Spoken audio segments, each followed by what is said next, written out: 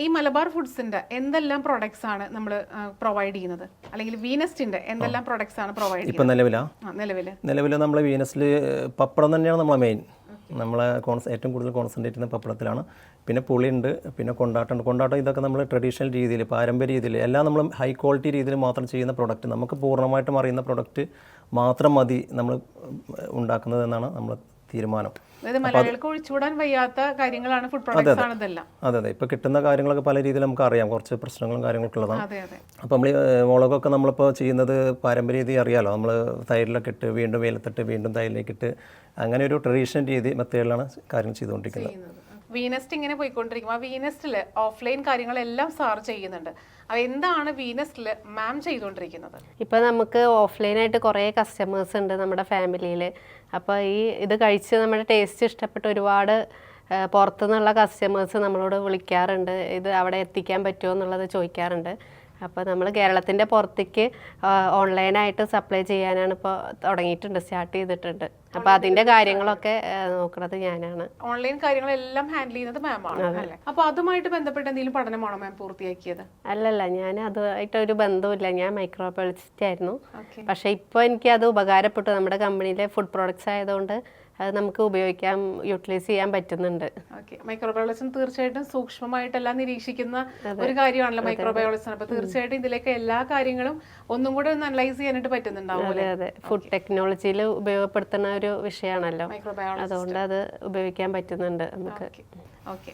അപ്പോൾ ഞാൻ നേരത്തെ പറഞ്ഞിട്ടുണ്ടായിരുന്നു ഒരു ടച്ചിങ് ആൻഡ് ഇൻസ്പയറിംഗ് സ്റ്റോറി ഉണ്ടെന്ന് പറഞ്ഞിട്ടുണ്ടായിരുന്നു. അപ്പോൾ എങ്ങനെയാണ് ഇപ്പം പലരും ഒരു സമ്പാദിക്കാൻ തോന്നുമ്പോൾ തീർച്ചയായിട്ടും അവർ പോകുന്ന ഒരു ജോബിലേക്കായിരിക്കും. പക്ഷേ സാർ എങ്ങനെയാണ് ഒരു ബിസിനസ്സിലേക്ക് എത്തിയത്? സാറിൻ്റെ ആ ഒരു പഠന കാലഘട്ടം അല്ലെങ്കിൽ ബിസിനസ്സിലേക്ക് എത്തിയിട്ടുള്ള ആ ഒരു സംഭവമൊക്കെ ഒന്ന് പറയാമോ? ഞാൻ ഒരു 16 വയസ്സിലാണ്, പ്രീ ഡിഗ്രിക്ക് പഠിക്കുന്ന സമയത്താണ് എനിക്ക് കുട്ടിക്കാലം മുതലേ വീട്ടിലേക്ക് സമ്പാദ്യ പ്രശ്നവും കാര്യങ്ങളും, കർഷക കുടുംബമാണ് ഞങ്ങളുടെ. അപ്പോൾ അതുകൊണ്ട് തന്നെ ഒരു സാമ്പത്തിക പിരിമുറുക്കം എപ്പോഴും ഉണ്ടായിരുന്നു. അപ്പോൾ കുട്ടിക്കാലത്തിന് എനിക്ക് അച്ഛനെങ്ങനെ സഹായിക്കണം. അച്ഛൻ എപ്പോഴും രാവിലെ ഒരു 5 മണിക്ക് എണീച്ച് കഴിഞ്ഞാൽ വൈകുന്നേരം വരെ കഷ്ടപ്പാടാണ്, പണിയോട് പണി. നമ്മൾ കാണുമ്പോൾ എപ്പോഴും സ്കൂൾ വിട്ട് വരുമ്പോഴെപ്പോഴും എന്തായിരുന്നു അന്നൊക്കെ കൃഷി ചെയ്തിരുന്നത്? കൃഷി നെല്ല്, പൂള, അങ്ങനെ കപ്പയല്ലേ, അതുപോലെ അങ്ങനത്തെ സാധനങ്ങളൊക്കെ ആയിരുന്നു. ഇപ്പോൾ അതിലൊക്കെ കവുങ്ങും മറ്റുള്ള സാധനങ്ങളൊക്കെ ആയല്ലോ, അന്ന് നെല്ലും മറ്റുള്ള സാധനങ്ങൾക്കായിരുന്നു. അതുകൊണ്ട് തന്നെ എപ്പോഴും പണിയും കാര്യങ്ങളായിട്ട് നമുക്ക് എപ്പോഴും അച്ഛനെ കാണുമ്പോൾ ആ ഒരു ടയേർഡായ രീതിയിലായിരിക്കും. അപ്പോൾ സാമ്പത്തികമായിട്ട് സഹായിക്കണം എന്നുള്ള രീതി മാത്രമേ എൻ്റെ ചിന്ത ഉണ്ടായിരുന്നുള്ളൂ. ഡോക്ടറാവണോ എഞ്ചിനീയർ ആണോ അങ്ങനത്തെ സംഭവങ്ങളൊന്നും എൻ്റെ ചിന്തയിൽ പോലും ഇല്ല. എനിക്ക് അച്ഛനെ എങ്ങനെയും കുറച്ച് സഹായിക്കാൻ സാധിക്കുകയാണെങ്കിൽ അത് വലിയൊരു കാര്യമാണെന്ന് രീതി ചിന്തിച്ചിരുന്നു. അപ്പോൾ എൻ്റെ വയസ്സിൻ്റെ കൂടെ തന്നെ എൻ്റെ ആഗ്രഹങ്ങളും വലുതാവില്ല. അങ്ങനെ 16 വയസ്സിൽ നമ്മൾ ഫസ്റ്റ് ബോംബെയിലേക്ക് നാട് വിട്ട് പോകുന്ന ആളുകളൊക്കെ തിരിച്ചു വരുമ്പോൾ വലിയ സംഭവമായിട്ടാണല്ലോ വരിക. അങ്ങനത്തെ ചിന്തിച്ചിരിക്കുന്ന ടൈമാണ്. അപ്പോൾ കുറച്ച് പ്രായമാവുന്ന വരെ നമ്മൾ 16 വയസ്സിൽ നമ്മൾ പ്രീ ഡിഗ്രിക്ക് പോകുന്ന സമയത്ത് ഉച്ചയ്ക്ക് ശേഷം ഫ്രീ ആണ്. അപ്പോൾ ഉച്ചയ്ക്ക് ശേഷം നമ്മളൊരു തട്ടുകട ഉണ്ട് അവിടെ. കുറേ ആളുകൾ ചെയ്ത് നോക്കിയിട്ടുണ്ട്, ഒന്നും ക്ലിക്കായിട്ടില്ല.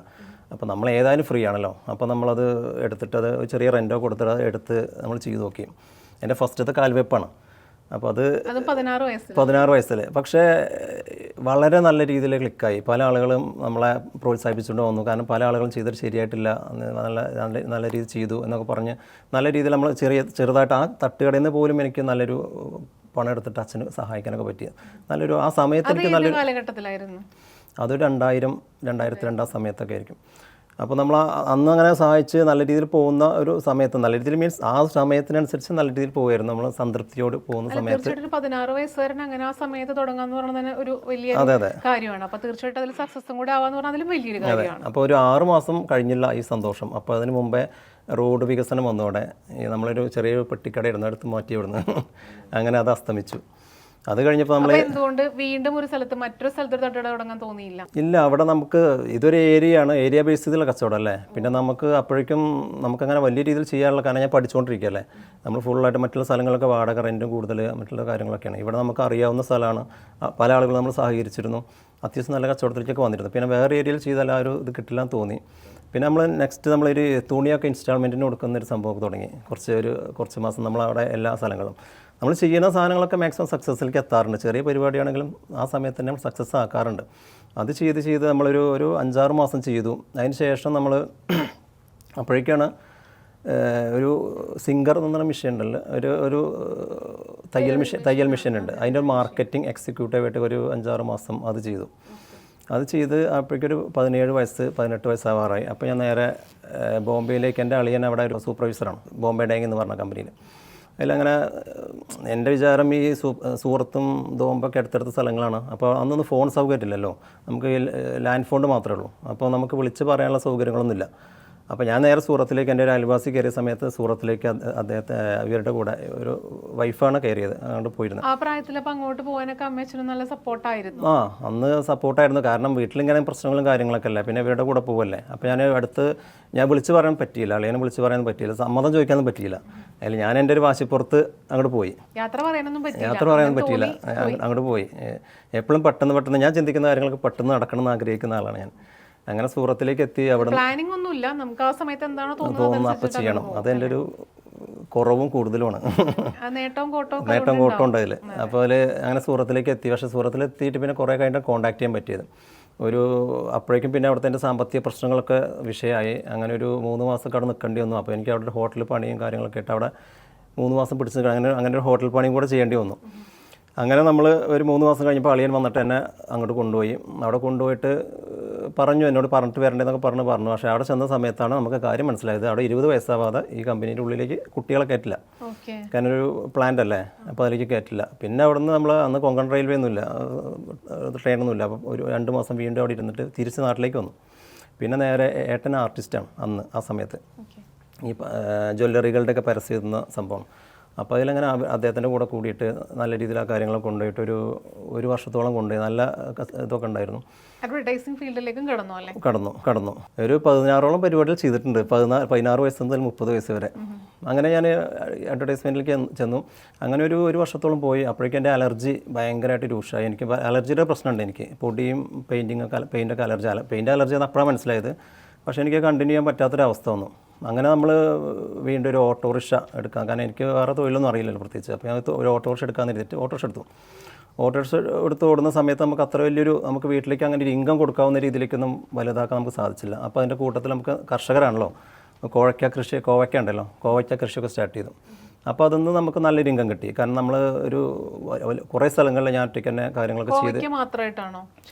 കോവയ്ക്ക മാത്രം ഒരു ബിസിനസ് ലെവലിൽ തന്നെ ചെയ്തു. അത്യാവശ്യം നമുക്കൊരു ഓട്ടോറിക്ഷയിൽ കുത്തി നിറച്ച് കൊണ്ടുപോകാൻ മാത്രം. അങ്ങനെ അവിടെ നിന്ന് ഒരു 12 ലിറ്റർ നമ്മൾ ടൗണിൽ കൊണ്ടുപോയിട്ട് സപ്ലൈ ചെയ്യും. അങ്ങനെ കാര്യങ്ങൾ കഴിഞ്ഞപ്പോൾ കോവയ്ക്കയുടെ കൃഷി ഒക്കെ കഴിഞ്ഞ് ഒരു 3-4 മാസം കഴിയുമ്പോൾ അതിൻ്റെ കായഫലങ്ങളൊക്കെ കഴിയും. അത് കഴിഞ്ഞ സമയത്ത് വീണ്ടും നമ്മൾ പഴയ പോലത്തെ ആയപ്പോൾ വീണ്ടും നമ്മളെ സ്വപ്നത്തിലേക്ക് പോയി. നമ്മൾ വീണ്ടും ബോംബെയിലേക്ക് കയറി.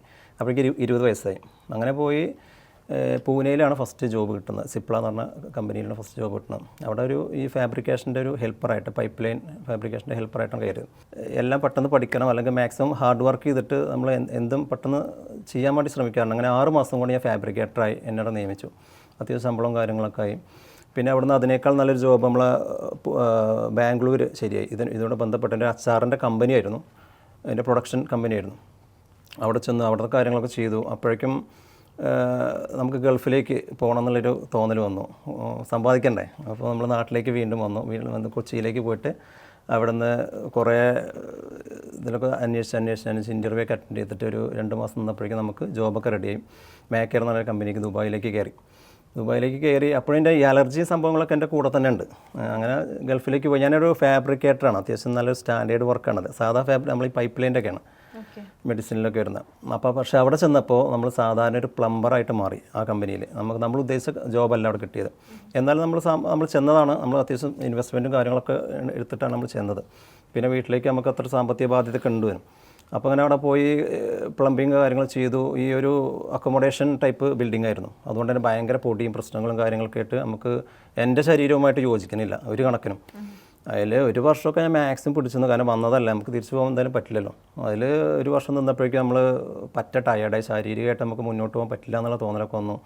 അതിൽ വീട്ടിലാണെങ്കിൽ കുറച്ച് കാര്യങ്ങൾ മുന്നേ പറയുന്നത്, കാരണം ഒരുപാട് ജോബ് ഞാൻ ചെയ്താണല്ലോ ഇതിന് മുമ്പേ ചെയ്തത്. അപ്പോൾ പൊതുവേ ഒരു സംസാരമാണ്. ഈവൻ എൻ്റെ അച്ഛൻ്റെ പേര് ബാലകൃഷ്ണനാണ്. ഈ ബാലൻ്റെ മകൻ ഇങ്ങനെ ഓരോ പണികൾക്ക് ഒരു പണിയിൽ അവൻ നിലനിൽക്കില്ല, കുരുത്തം പിടിക്കില്ല. അദ്ദേഹത്തിന് ബാലൻ്റെ ഒക്കെ ഒരു കഷ്ടകാലം, എന്തെങ്ങനത്തെ മക്കളെ പറയുന്ന ആൾക്കാർ ചിലപ്പം എത്തിയിട്ടുണ്ടാവില്ല. പക്ഷേ അങ്ങനെ പറയുമ്പോൾ നമ്മളിത് മാക്സിമം ശ്രമിക്കേണ്ടത്, ഞാൻ എന്നെ കൊണ്ട് കഴിയുന്നതിൻ്റെ പരമാവധി ശ്രമിക്കേണ്ടത്. ഞാനത് അലസായിട്ടിരിക്കുന്ന പരിപാടി എനിക്കില്ല. ഏത് ജോബ് പരാജയപ്പെട്ടാലും അടുത്തേക്ക് നെക്സ്റ്റ് സമയത്ത് തന്നെ ഞാൻ അടുത്തേക്ക് എൻ്റർ ചെയ്യും. എന്നെ കൊണ്ട് കഴിയുന്നതിൻ്റെ പരമാവധി ഇതൊക്കെ ഞാനൊരു ഇപ്പോൾ ഈ പച്ചക്കറി ചെയ്യുന്ന സമയത്ത് ഒരു 5 മണിക്ക് എണീച്ചിട്ട് വൈകുന്നേരം രാത്രി ഓട്ടോറിക്ഷ ഓടിയിട്ട് 12 മണിക്ക് വീട്ടിലേക്ക് വരാം. എന്നാലും 5 മണിക്ക് എണീച്ചിട്ട് നനയ്ക്കാനും പിടിക്കാനൊക്കെ ഇറങ്ങിയിട്ട് അങ്ങനെ ഹാർഡ് വർക്ക് ചെയ്യും. അതിലും എനിക്ക് പ്രശ്നമൊന്നുമില്ല. അതുപോലെ നമ്മൾ ഈ 6 മാസം കൊണ്ട് അവിടെ തോൽവി ഒരിക്കലും ബാധിക്കില്ല. ഇല്ലല്ല ബാധിക്കാറില്ല. ഞാനത് ഇപ്പോഴും അതെ അപ്പോഴും അതെ. തോൽവിയിൽ ഞാൻ അങ്ങനെ നിരാശപ്പെട്ട് വീട്ടിലിരിക്കുന്ന സ്വഭാവം എനിക്കില്ല.